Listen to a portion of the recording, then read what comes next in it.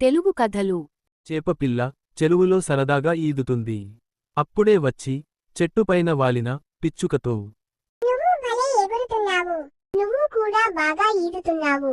నాకు నీలా ఎగరాలని ఉంది, కానీ రెక్కలు లేవు కదా. అని అనుకుంటూ తల్లి దగ్గరకు వెళ్ళిన పిల్ల చేప, అమ్మా, అన్నీ గాల్లో ఎగురుతున్నాయి.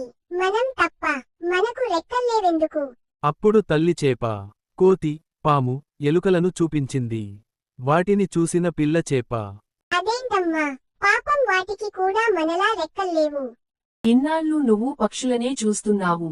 అన్ని జీవులకు రెక్కలు ఉండవు. ఒక్కో జీవి ఒక్కోలా ఉంటుంది. పక్షులు ఎగురుతాయి, మనం ఈదుతాం, కొన్ని జంతువులు నడుస్తాయి.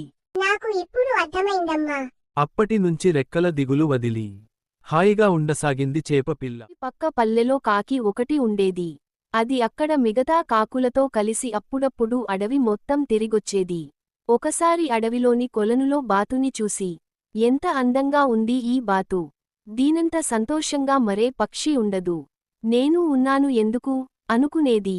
ఓసారి బాతు దగ్గర ఆ మాటే అంది. నేను అలానే అనుకుని గర్వపడేదాన్ని.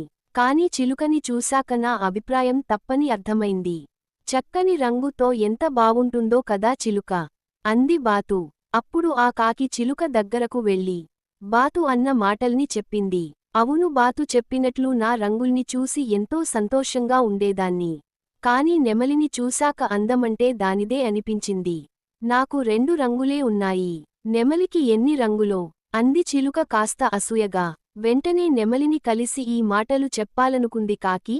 అడవంతా తిరిగింది. కాని దానికి ఒక్క నెమలి కూడా కనిపించలేదు. ఒకసారి అది దగ్గరి ఊర్లోని జూలో నెమలిని చూసింది. దానివద్దకెళ్ళి, పక్షులన్నింటిలో అందమంటే నీదే. మనుషులకి నువ్వంటే ఎంత ఇష్టమో అంటూ పొగడ్తల్లో ముంచెత్తింది. కాకి చెప్పేదంతా విన్న నెమలి దీనంగా ముఖం పెట్టి, నా అందం వల్లనే ఇక్కడ బందీ అయ్యాను. అడవిలో ఉన్నంత వరకు వేటగాళ్లకి భయపడి దాక్కుంటూ తిరగాల్సి వచ్చింది. చివరికి వాళ్ల చేతికి చిక్కి ఈ జూలో పడ్డాను. ఇక్కడికొచ్చాక కాకి కంటే స్వేచ్ఛా జీవి మరొకటి లేదు కదా అనిపిస్తోంది. ఇక్కడ దాదాపు అన్ని పక్షుల్ని బందీలుగా పెట్టారు. ఒక్క మీ కాకుల్ని తప్ప. నేనే కాకినై ఉంటే నీలా స్వేచ్ఛగా తిరిగేదాన్ని కదా అంది. ఆ మాటలు విన్న కాకి అప్పటి నుంచి మిగతా పక్షులతో పోల్చుకోకుండా హాయిగా జీవించడం మొదలుపెట్టింది. అమ్మ చెబితే వినాలి. మీనా, చింటూ అక్కతమ్ముళ్ళు అన్నింట్లో చలాకీగా ఉంటారు.